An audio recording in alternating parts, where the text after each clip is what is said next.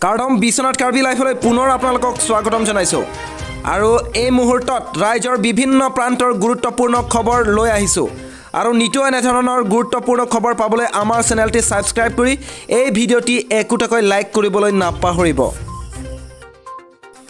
আজি ৰাতিপুৱাৰ প্ৰথমটো গুৰুত্বপূৰ্ণ খবৰটো হৈছে বিশ্বনাথত দেওবাৰে পুনৰ 90 জন লোক আক্ৰান্ত হয় কোভিড-19। জিলাখনত মুঠ কোভিড ৰোগীৰ সংখ্যা 5219 জনলৈ বৃদ্ধি। দিনে দিনক বৃদ্ধি পাইছে কোভিড-19ৰ সংখ্যা। যোৱাকালি বিশ্বনাথৰ বিভিন্ন স্থানত কোভিড পৰীক্ষা কৰি অকল দেওবাৰৰ দিনটোতে মুঠ কোভিড টেষ্ট কৰে 2596 জন লোক। তাৰে 90 জন ৰোগীৰ দেহত ধৰা পৰে কোভিড পজিটিভ। ইফালে সমস্ত জিলাখনত দেওবাৰ পৰ্যন্ত মুঠ কোভিড আক্ৰান্ত হৈছে 5219 গৰাকী। তাৰে ভিতৰত 4232 গৰাকী সম্পূৰ্ণ সুস্থ হয়। এতিয়া মুঠ সক্ৰিয় আক্ৰান্ত ৰোগৰ সংখ্যা হৈছে জিলাখনত 936 গৰাকী লোক, আনহাতে 884 জন লোক চিকিৎসাধীন হৈ আছে আৰু 44 গৰাকী হোম আইচোলেশ্যনত আছে। ইফালে সমস্ত জিলাখনত কোভিড আক্ৰান্ত হৈ মৃত্যুৰ হোৱাৰ সংখ্যা হৈছে 2 জন লোক। এই তথ্য প্ৰেছ বিবৃতিৰ জৰিয়তে জানিবলৈ দিয়ে বিশ্বনাথ জিলা তথ্য আৰু জনসংযোগ বিভাগে। আজি ৰাতিপুৱাৰ আনটো গুৰুত্বপূৰ্ণ খবৰটো হৈছে ৰাজ্য কপুৱা মৰিগাঁৱৰ নাবালিকা ধৰ্ষণকাৰীক চিনাক্ত। চুবুৰীয়া সৈয়দ আলীয়ে ধৰ্ষণ কৰিছিল 9 বছৰীয়া নাবালিকাক। ঘটনাৰ দিনা পুৱাৰে পৰা সন্ধানহীন হৈ আছিল নাবালিকাগৰাকী। ধৰ্ষণ কৰি নৃশংসভাৱে হত্যা কৰি পেলাই দিছিল মৰাপাটৰ খেতিত। আৰক্ষীয়ে ইতিমধ্যে গ্ৰেপ্তাৰ কৰিছে লম্পট সৈয়দ আলীক। 65 বছৰীয়া সৈয়দ আলীয়ে 20 জুনত ধৰ্ষণ কৰি হত্যা কৰিছিল কিশোৰীক। এতিয়া সৈয়দ আলীৰ ফাঁচীৰ দাবীত উত্তাল সমগ্ৰ ভুৰা গাঁৱত। আজি ৰাতিপুৱাৰ আনটো গুৰুত্বপূৰ্ণ খবৰটো হৈছে অনাগত সময়ত বানাক্ৰান্ত কৃষকৰ সহায় হোৱাকৈ সময়ত কঠীয়া যোগান দিবৰ বাবে দেওবাৰে বোকাখাটৰ পাণবাৰী নিগমৰ মাটিত কঠীয়া সিঁচে কৃষিমন্ত্ৰী অতুল বৰাই। দুৰ্যোগ প্ৰশমন বিভাগ আৰু বোকাখাট মহকুমা কৃষি বিভাগৰ উদ্যোগত বোকাখাটৰ পাণবাৰী কৃষি পাম নিগমৰ 150 বিঘা মাটিত দেওবাৰে কঠীয়া সিঁচাৰ কাৰ্যসূচী আয়োজন কৰে। বিভাগৰ দ্বাৰা সিঁচা এই কঠীয়া বানাক্ৰান্ত কৃষকৰ মাজত বানপানীৰ সময়ত বিনামূলীয়াকৈ বিতৰণ কৰা হ'ব বুলি মন্ত্ৰী অতুল বৰাই জানিবলৈ দিয়ে। আজি ৰাতিপুৱাৰ আনটো গুৰুত্বপূৰ্ণ আৰু ডাঙৰ খবৰটো হৈছে বিশ্বনাথ জিলাৰ প্ৰশাসনৰ হৈ তথ্য আৰু জনসংযোগ বিভাগৰ দ্বাৰা প্ৰচাৰিত এটি জৰুৰী ঘোষণা। বিশ্বনাথবাসী ৰাইজক জনোৱা হয় যে আমাৰ জিলাত কোভিড পৰিস্থিতিৰ অৱনতি ঘটাৰ পৰিপ্ৰেক্ষিতত 28 জুন তাৰিখৰ পুৱা 5 বজাৰ পৰা সান্ধ্য আইন জাৰি কৰা হৈছে। উক্ত সময়ছোৱাত মানুহৰ চলা ফুৰাৰ লগতে সকলো ধৰণৰ যান বাহনৰ চলাচল নিষিদ্ধ কৰা হৈছে। তাৰোপৰি বজাৰ হাট, বাণিজ্যিক প্ৰতিষ্ঠান, চৰকাৰী বেচৰকাৰী কাৰ্যালয় বন্ধ ৰাখিব লাগিব।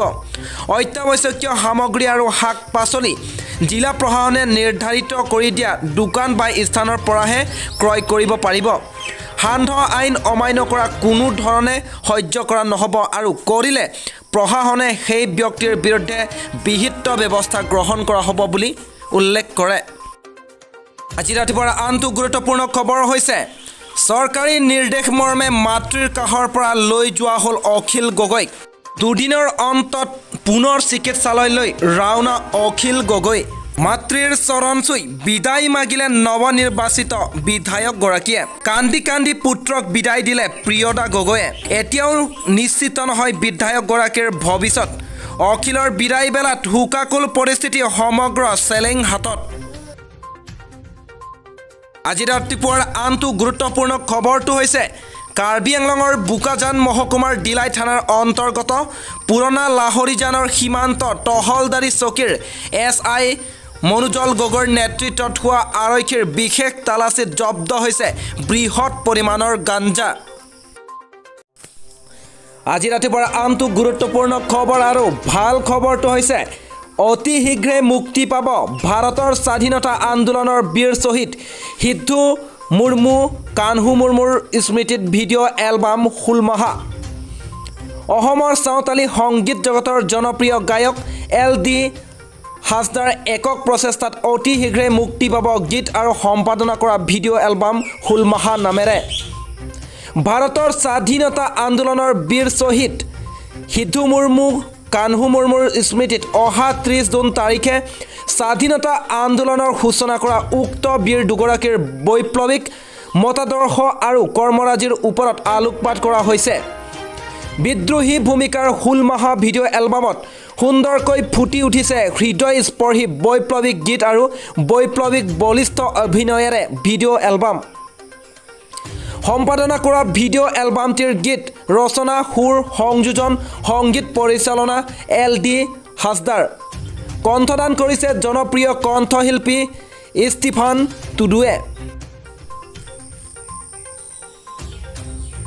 কোৰিঅ'গ্ৰাফিত আগষ্টিন হাছদাই সহযোগ কৰিছে। ইতিমধ্যে ভিডিঅ'ৰ শ্বুটিং সম্পন্ন হৈছে। শ্বুটিঙৰ লোকেশ্যন ডুমকা আৰু অসমত হোৱা বুলি জানিব পৰা গৈছে। গীতটি অহা 27 জুন তাৰিখে LD হাছদা নামৰ ইউটিউব চেনেলত আপলোড কৰা হ'ব। সেয়েহে অহা 30 জুন তাৰিখে সিদ্ধু কানহু দিৱস উপলক্ষে অসমৰ সকলো ফেচবুক বন্ধু আৰু ইউটিউবাৰসকলক আন্তৰিক শুভেচ্ছা জনোৱাৰ লগতে মুক্তি পাবলগীয়া হুলমাহা নামৰ ভিডিঅ' এলবামটি LD হাছদা নামৰ ইউটিউব চেনেলত উপলব্ধ হোৱা সকলোকে লাইক কমেণ্ট শ্বেয়াৰ আৰু ছাবস্ক্ৰাইব কৰাৰ আহ্বান জনাইছে অসমৰ জনপ্ৰিয় চাওতালী কণ্ঠশিল্পী লক্ষীধৰ হাছদাই। বিশ্বনাথ চাৰিআলিৰ পৰা ৰমেশ চন্দ্ৰ চৰেণৰ ৰিপৰ্ট, বিশ্বনাথ কাৰ্বি লাইভ।